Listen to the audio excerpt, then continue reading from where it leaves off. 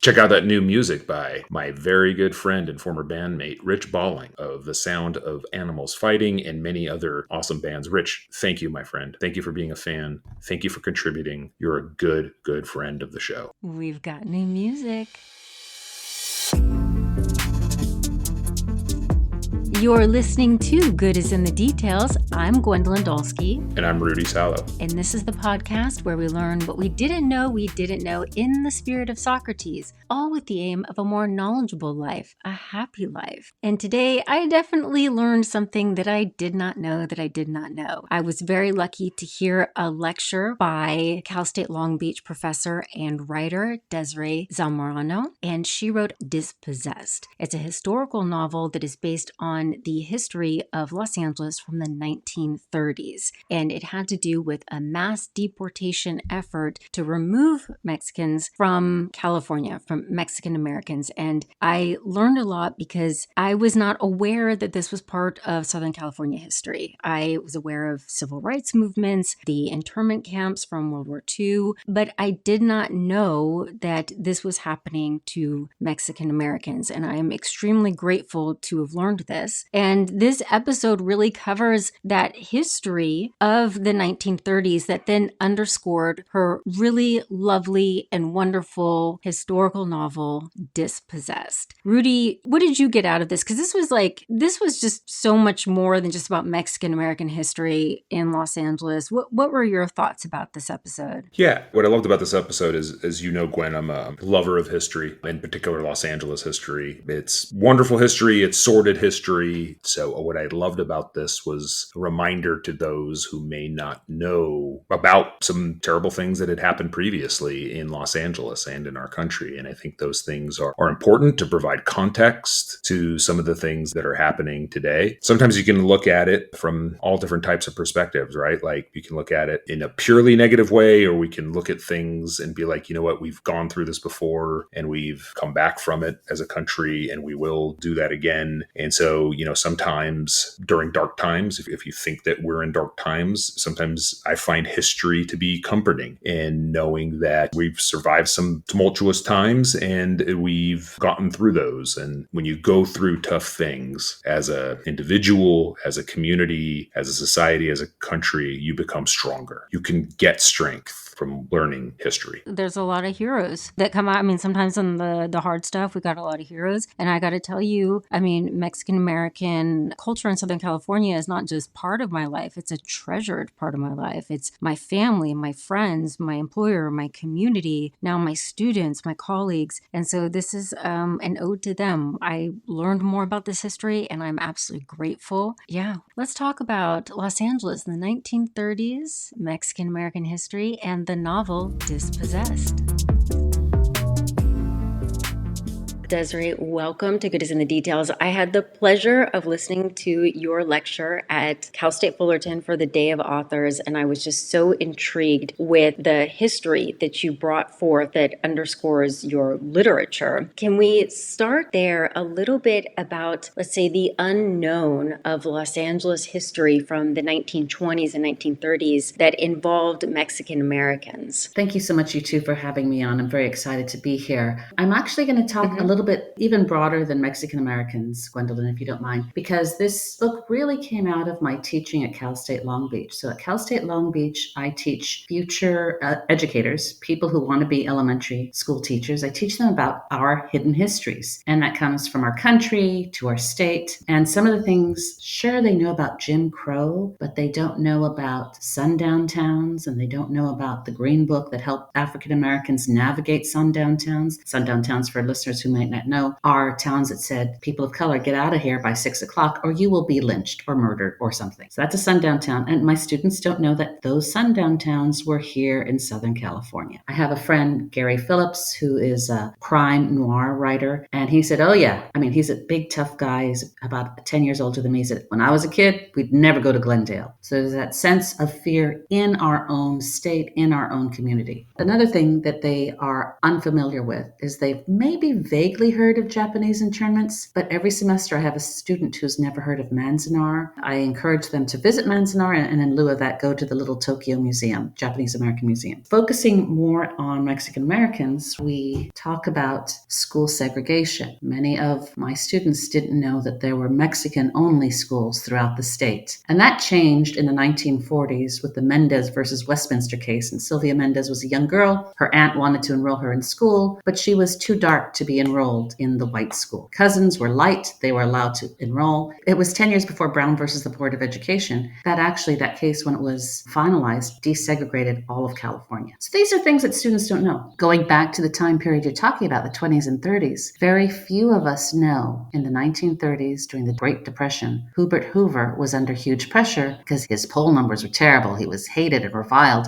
And his cabinet members said, hey, just get rid of the Mexicans. Get rid of the Mexicans, there'll be more jobs. I mean, this is a myth we've been hearing since I've been born. Get rid of the Mexicans, get rid of undocumented workers, but they don't use that term, of course, and we will have more jobs. So what happened is the federal government gave the states and the cities wide latitude in what they could do to rid themselves of this pestilence known as Mexicans. And in fact, what's terrible is it's like happening right now. The country at the time deported or pushed out of the country Mexican citizens and Mexican Americans, U.S. citizens. The conservative estimate is 400,000 U.S. citizens were pushed out of this country during the 1930s. And many of them were children, many of them had no voice, but these were U.S. citizens. Expatriation, repatriation, but how can you be repatriated to a country you've never been to? And that's what happened to these children. And that's what is happening in the news, unfortunately. So I honestly have been emotional as I'm reading your novel that is a historical novel that is based on this. And I was trying to figure out, okay, what is it that's making me emotional about the novel? Because I think being from Southern California, it's not just the injustices and the hurdles that our main character in Dispossessed is going through, but I'm replaying in my life how many of my friends, mentors, when I go out to eat, my parents' friends are of Mexican descent, are Mexican American. But in my existence, in my growing up, there wasn't this othering. This was simply like my parents' good friends were from Mexico. They've since passed away. But, I remember as a little girl being with them. And then my friends growing up in elementary school. And then even when I was in San Diego, I worked in a law office. My boss was Mexican American, and he even had done some legal work for Cesar Chavez. I mean, this was just part of my being. And I am kind of horrified by my ignorance of what their parents and grandparents must have been going through, because the reality I was living in is that my friends of Mexican descent were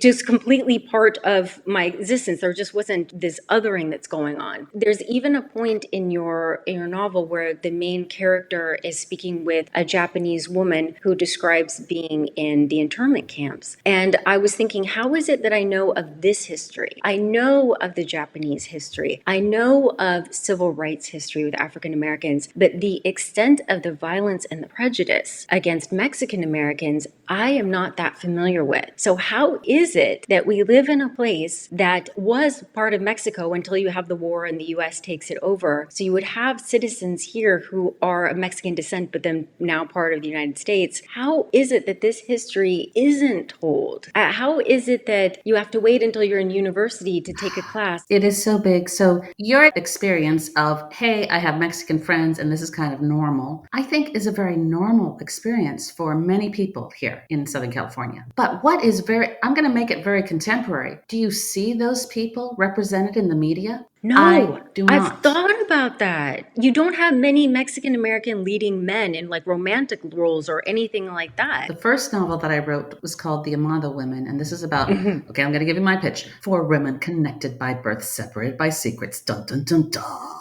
A mom and her 3 adult daughters and the family drama involved, because everybody can connect with family drama. But I sat down to write that book because I was so offended by the perpetual misrepresentation of who Latinas are. We get humble, hardworking lady, or we get Sofia Vergara. Oh, I'm sorry, in the past 10 years since I wrote that book, we also get narcotraficantes. Thank you, Griselda. It's just painful. So I think the media is very powerful and entertainment is very powerful. The tales we tell, whose voices are heard, who gets to tell these stories. So the pervasive lack of representation is filled by a black hole of misconceptions. And then a demagogue gets up and vilifies us, my demographic, over and over again. And that's what people see. That's what people hear. If you go to the middle of the country where people believe what our current president is saying, they will still defend the people in their community because they know them. And the media has a role in representing us in all our permutations, in all our hues, and all our representations. Now, I'm talking right now about the modern day misrepresentation, lack of representation. Let's go back to the educational system, to why don't we know these stories? Gwendolyn, when I was a kid, I knew all about Mayflower. I read all these books about blue bloods, and I could never understand, those white people came over and they were hoity-toity because they landed here first. Where's the high-class Spaniards or the high-class Mexicans? Where's that aristocracy? It took me years to realize, really through my teaching, that, the Mexican-American War was an undeclared war. And this guy took American initiative and went practically all the way to Mexico City. And Mexico capitulated, giving them California, Texas, and I don't know, God knows only what else. But the terms of the Hidalgo Treaty were that, okay, these Mexicans that remain where the border has crossed them will be U.S. citizens. Very few of us know that U.S. citizenship is, and to this day, based on whiteness. I know that sounds like a provocative statement, but for example, Native Americans from the inception of this country were called domestic foreigners. Native Americans did not have the right to vote until the 1920s. It's absurd. Over and over again, you can look at Supreme Court cases in the 1920s saying, our founding fathers know the difference between a person with this color skin and a white person. And our founding fathers wanted this country to belong to white people, over and over again. Now Mexicans, the border has crossed them. To be a citizen, we must be considered white. So in a weird way, on the census, on registrations, we, and people like myself, can never find ourselves because we are designated white. And this is all political. And I think this shows us, again, over and over again, how race is such a social construct. Okay, so there's that. Mexicans, the border crossed them, and yet we were always viewed suspiciously. So many people lost their land upon the transfer of powers, and there was a complete rewriting and revisionism and whitewashing of our history. A book that goes really into that is called Whitewashed Adobe, and it's on my website. Whitewashed Adobe really talks about the history of LA being cleansed of Mexican and Spanish influence. That's a first stab at your question. Yeah, let me jump in there really, really quick. We have covered this, whiteness and citizenship. Actually, we did an award-winning episode about lessons in Asian American history, where we covered the Asian exclusion laws and the discriminatory history of the Asians in this country. And I brought up the point that Middle Easterners, the first wave of Middle Easterners, primarily from Lebanon and Syria, who happened to be Christians primarily, sued for whiteness. They sued to be counted as being Caucasian and white in order to get the benefits of the citizenship of the United States in the late 1800s and the early 1900s. And so that's why Middle Easterners were able to get citizenship. They were able to vote. They were able to come in and out of the country. They sued for whiteness. And it's kind of interesting what it brought up, just kind of an interesting question, kind of philosophical question, if you will, is what is whiteness? Because I can tell you later on in like the last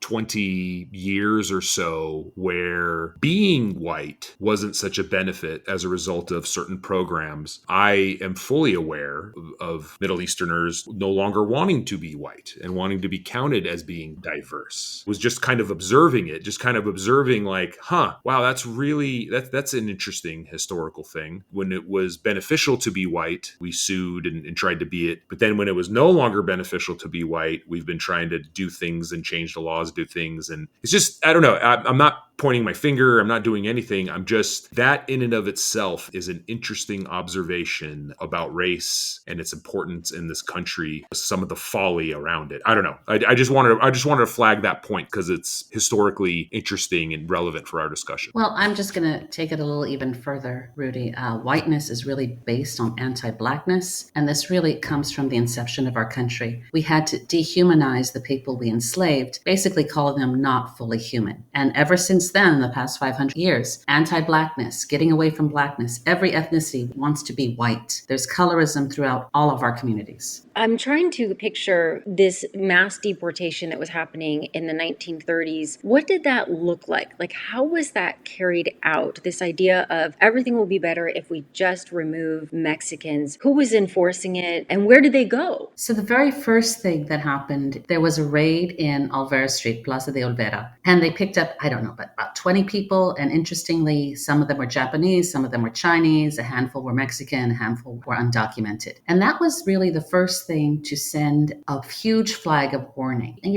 this is not the internet time. This is where voices start talking to each other and people start shutting down. The other thing that they did is they would go door to door and tell people, oh, your social network benefits are going to be cut off. The free cheese, the free milk is going to be cut off. So people were given tickets, were given transportation, and some people jumped on it. People just were forced to leave. And the book that goes into huge detail on that is Decade of Betrayal by Francisco Valderrama. And what you find there is the Mexican government was in collusion as well. Where did they go?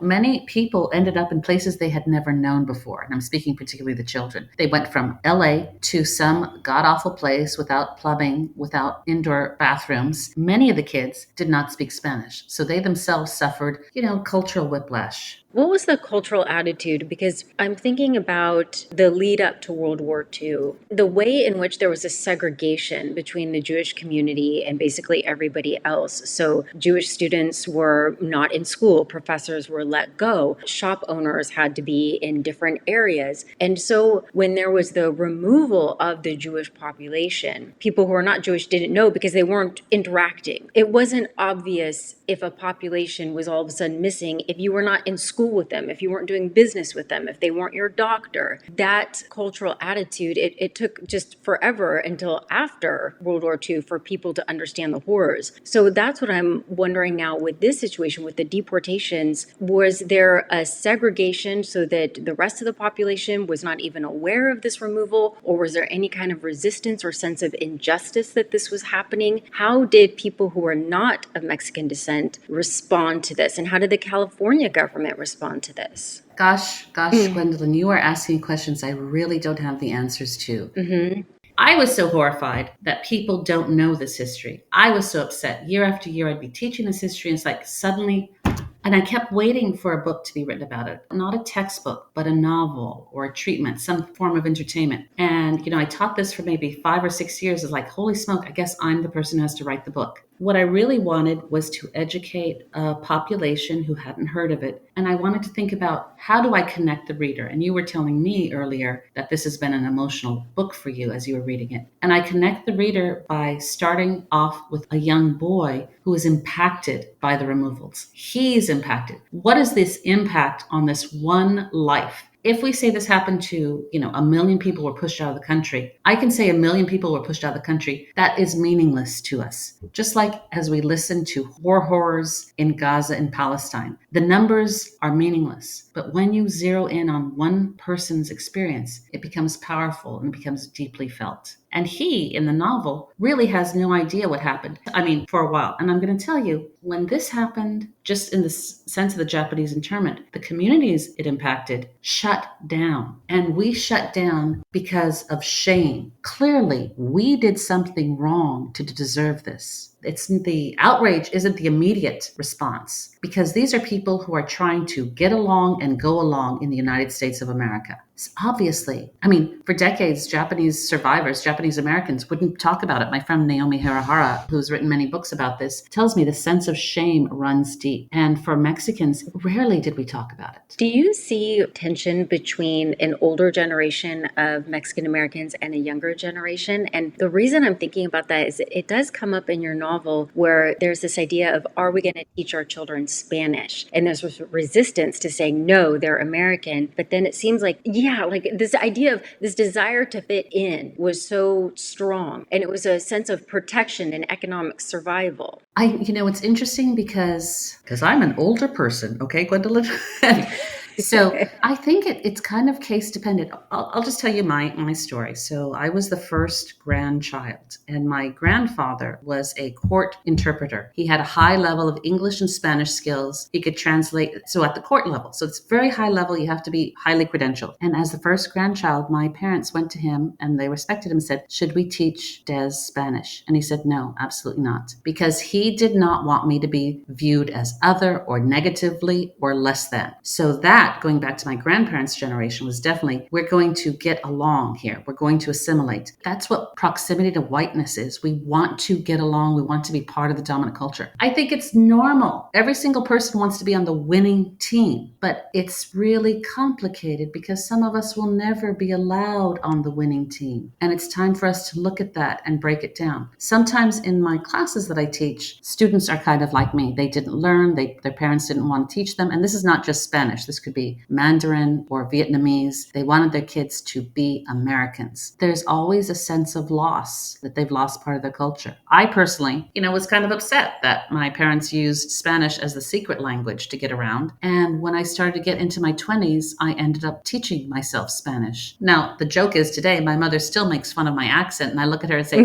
that's on you, lady. I mean, just to kind of double down on that, I totally feel what you're saying. I mean, my first language, at least according to my parents, because I don't remember, my first language was Arabic. And then I learned English. And I'll tell you, growing up in the 70s, the 80s, and then the 1990s, very early in the 1990s, with the first Gulf War, I put a mental block in my brain as a young child where I could understand Arabic, but I stopped speaking it. In the early 1990s, during the first Gulf War, I demanded that my parents not speak Arabic in public. I remember cars driving around Southern California with bumper stickers with either a camel or somebody riding a camel and a target on its back with sharpshooter little thing and said, I'm going to smoke me some camels. There was real fear that we were going to be targeted. And that's when I was around 12 or 13. And it was around that time where I just started to lie to people and just tell them I was Italian. And my parents, I always grew up asking them, why would you name me Rudy? Why did you give me such a, dare I say it, a perfect, I mean, it's actually a Mexican sounding name. Most of my friends who are named Rudy are Mexican. So it was like, okay, well, like, why did you do that? My parents said, we don't want anybody to know what you are. We don't want you to face the discrimination that we faced. Our last name was changed hundreds of years ago. No one could tell what our last name is. We gave you a regular name. Maybe you'll be able to just get by and not have any issues. That's what my parents told me. And it just kind of piggybacking on what your grandfather wanted the best for. That's right. Absolutely. My parents faced discrimination. They thought they were protecting us, but the Absolutely. impact of telling you we want you to fit in or we want you not to face discrimination has an impact. You automatically feel that you are different and you are the other. You can never get over that. Nothing, it never changes. I get exactly what you're saying. I feel you. Thanks, Rudy. The issue with language is interesting how connected it is to cultural perceptions, because if somebody is using Spanish, they're from Mexico or they're in the States, there's this frustration with that. But if you have somebody like, let's say, Penelope Cruz, who's from Spain and she's speaking Spanish and her accent is considered exotic and sexy. And so we attach these meanings to the language, to the accent. Okay, you are pushing all of my buttons, Gwendolyn. Okay. Wait, in a good way or bad way?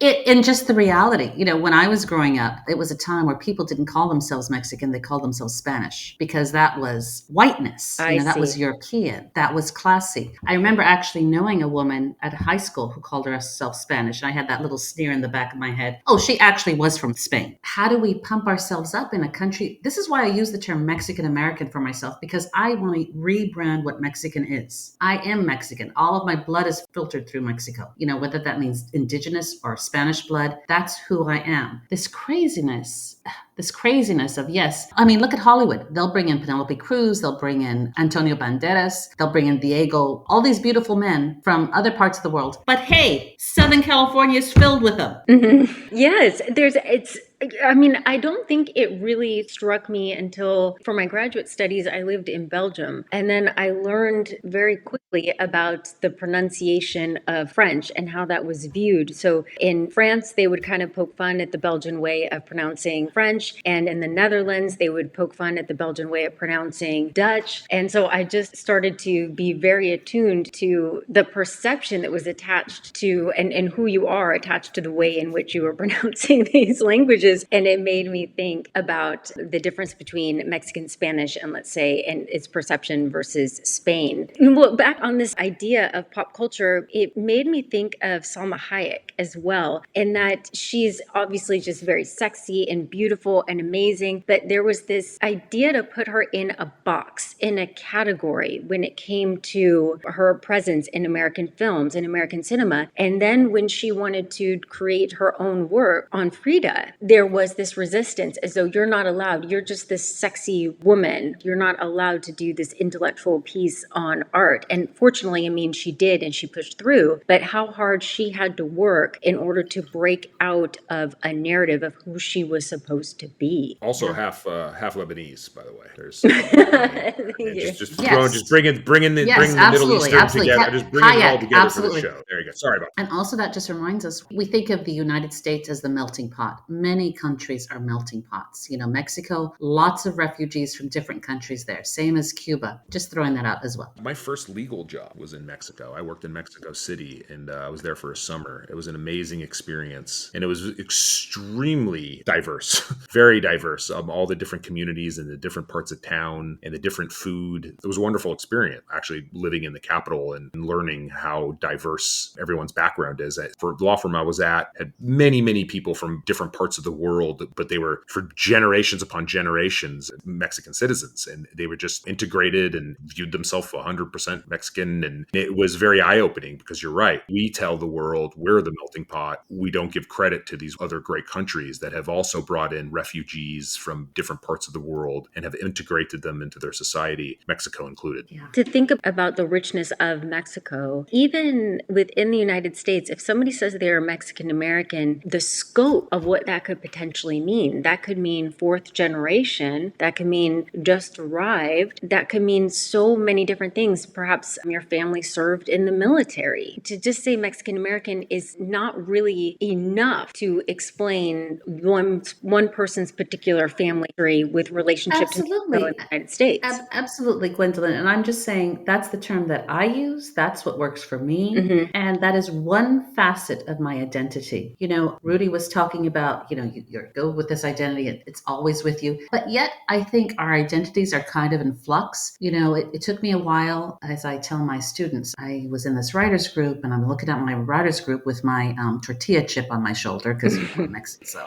And I'm looking at my writers group, and they're all nice white ladies. And I realized, oh my gosh, I am the only one in this group who's financially secure. So it took me out of my marginalized box, and it made me realize that I have dominant culture privileges as well. So all of us, each and every one of us, has multiple identities that are dominant or marginalized. For example, Gwendolyn, we could say you and I are marginalized because of our gender, or we could say I don't know what your sexual orientation is, but I'm totally heteronormative, so I'm part of the dominant culture there. So there's many identities that we have, and honestly, they're only encapsulated who we are by our name. That's who we are. Yeah, can I ask a controversial question, if you don't mind? Mm-hmm. Now, I'm going to ask it because I'm the one that kind of opened that door, and you're right. Thank you for calling me out on that, about how that quote unquote. I'm not calling you out. I'm calling you. No, I didn't mean it I didn't mean it like. No, you were right. I'm glad you said, yeah, you could take the position that's all of what you are. That's always going to be a part of you, but that is a small part. And you're right. How often I ever think about how my upbringing or all this other type of stuff, or the negatives of it, is so minuscule compared to, as I'm getting older and I'm seeing my children, and as a parent, you raise children and they have struggles, and you're going through these struggles, and then you stop and you think about like how lucky you are. Taking that position of like stopping and just saying, hey, look, I'm very lucky to be where I'm at. I'm very lucky to be financially secure. I'm very lucky to be alive. I'm very lucky to be healthy. And focusing on the positives more is just such a better way to live. That's where I've kind of like, I don't know, I've kind of had this shift over like the last couple of years of trying to mostly focus on the positives and double down on the positives. Yes, of course, keep educating myself and learning about the past and learning about injustices and trying to right those, but also trying to be more positive, not just about myself, but about, hey, look, like it's very, very clear. All human beings suffer. Some people are more dominant because they're a part part of a group, but I don't know them. I don't know what their family history. I don't know what they were raised with. I don't know what struggles they went through. Just because they're white doesn't mean like they run the world or they've had it easy. That's not fair. That's not fair to me to say that. And trying to get down to the individualized person and trying to learn what their family history was and what struggles they had to go through and where they wound up in life is where I'm more focused on. I guess I don't know. I've gone through this shift, and yeah, some world events have definitely impacted me to make me do that. But I don't know. I like focusing on the positives, like you said that we should. That's a good thing to do. Well, I want to follow up with a couple of thoughts there. So one of the things I don't know, as I said, I'm older. I really love this book, 7 Habits of Highly Effective People. And one of the big takeaways for me is where your area of concern is and where that overlaps with your area of influence. That makes your biggest impact. So I'm concerned about whole lots of stuff, but I only have limited influence. And to me, where it was my influence is in the students I teach and in the words I write. So that's where I'm going to take my struggle and make it real and share it. So I really wanted to follow up with that with you, Rudy. We have that. And also, I forgot if I mentioned this in the beginning, but you all know that I come from Altadena and we went through those horrific fires. And my street is burned down, but my house is standing and 5 houses in a row are standing. So we can't live in those houses. So I feel, like my character, a bit dispossessed. I'm in a very fortunate position of having excellent insurance and we're okay where we are, but it's not our home. And so for the first 3 weeks, we couldn't go back. We couldn't go back, and because of all the stuff. And I thought to myself, well, it'll be real when I see it. I'll be emotional when I see it. So we got back up there, and it was the house as we'd left it. Didn't look so great. I mean, the neighborhood looked like absolute devastation, a total firestorm, as what happened. But I wasn't emotional. I didn't get emotional until we were driving down Lake Avenue, and this volunteer is holding up a sign saying, "World Central Kitchen, eat here for free." And I thought, wow, all of these people coming together. As you're saying, Rudy, we don't know.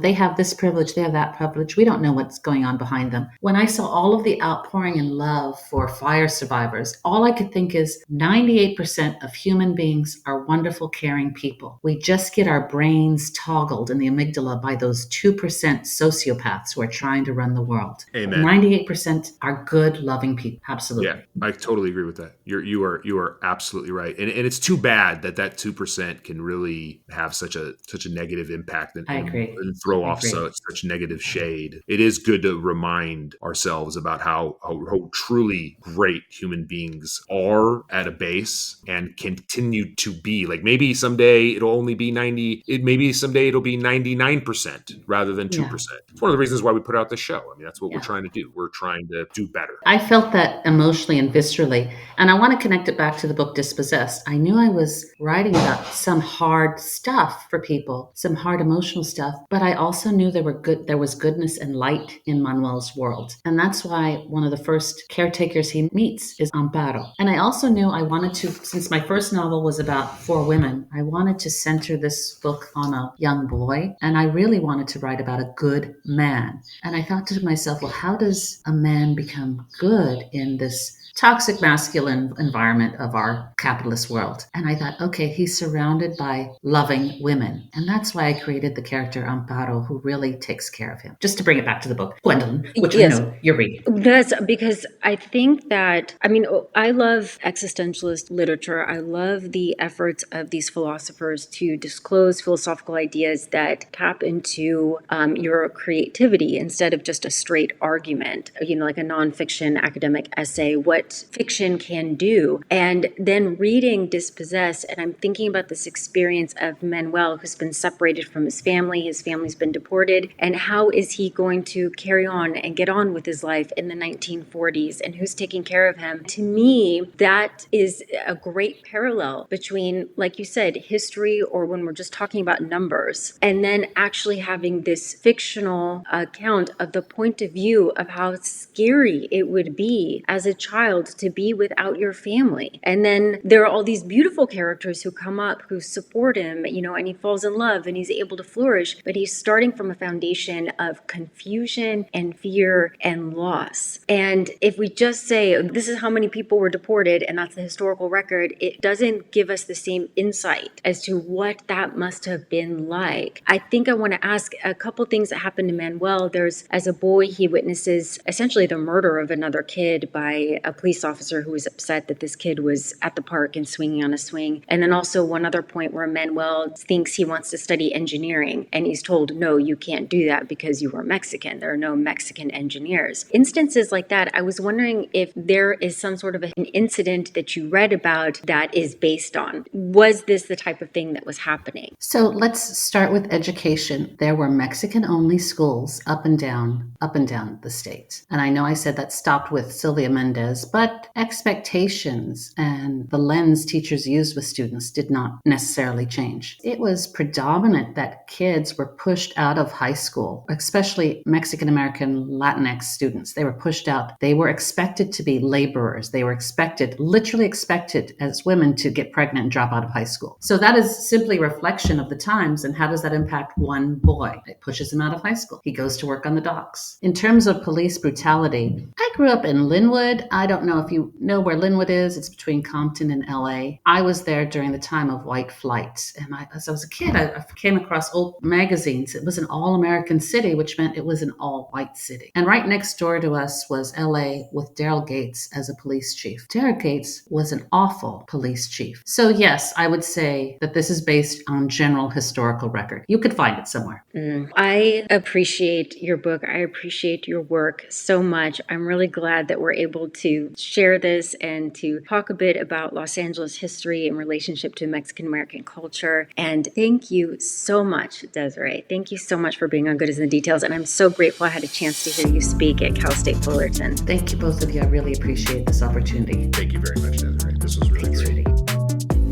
Good as in the Details is produced by Dr. Gwendolyn Dolsky and Rudy Sallow. And if you're listening on Apple or Spotify, please scroll down to the bottom and hit that 5-star review. Take a screenshot of this episode or your favorite episode and tag us on Instagram, Good as in the Details Pod. You can also find us on Facebook, Good as in the Details Pod. We're on Blue Sky. I started at Pinterest. And of course, go to Patreon for all the extra content and to stay in the know, patreon.com/Good as in the Details. We'd like to thank our sponsor for this episode, AvonmoreInc.com. It's that small bridge business that started in the 90s and grew to an international sensation amongst bridge players. If you like bridge or if anyone you know likes bridge, you gotta go to AvonmoreInc.com. They have everything you need for your next bridge party. Let them know Good as in the Details sent you.